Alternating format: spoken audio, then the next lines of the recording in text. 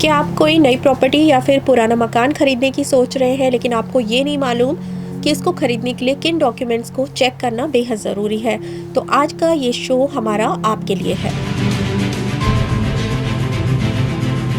आप सबका बहुत बहुत स्वागत है हमारे आज के शो में।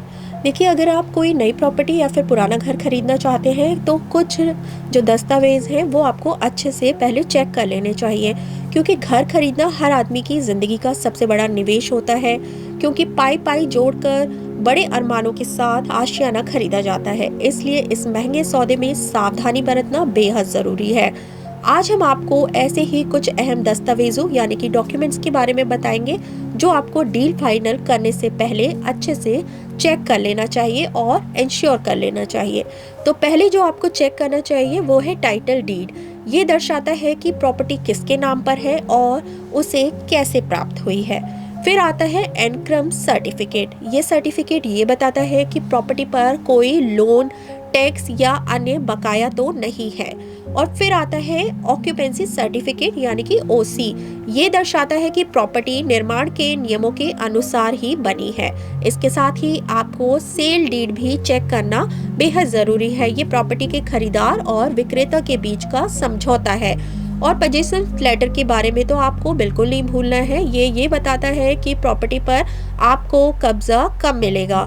इसके बाद एनओसी भी आपको चेक करना है यानी कि नो ऑब्जेक्शन सर्टिफिकेट। ये चेक करना भी बेहद इम्पॉर्टेंट है। ये बताता है कि प्रॉपर्टी के निर्माण में किसी भी तरह की आपत्ति नहीं है।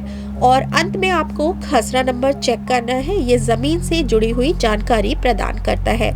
और हाँ, विक्रेता की पहचान और दस्तावेजों की जांच भी बेहद ज़रूरी है। विक्रेता को प्रॉपर्टी बेचने का अधिकार है, ये सुनिश्चित कर ले।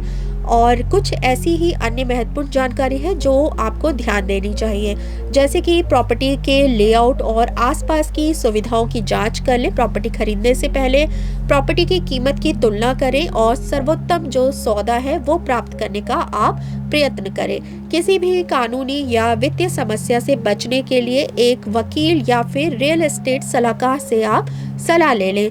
आप ये सब डॉक्यूमेंट्स अगर पहले ही चेक कर लेते हैं तो आगे चल के आपको फ्यूचर में कोई परेशानी का सामना नहीं करना पड़ेगा। तो आपको ये आज की जानकारी कैसी लगी हमें कमेंट में ज़रूर बताइए। ऐसे ही कुछ इंपॉर्टेंट जानकारी के साथ हम एक बार फिर से आपके सामने हाजिर होंगे। तब तक के लिए बाय, टेक केयर।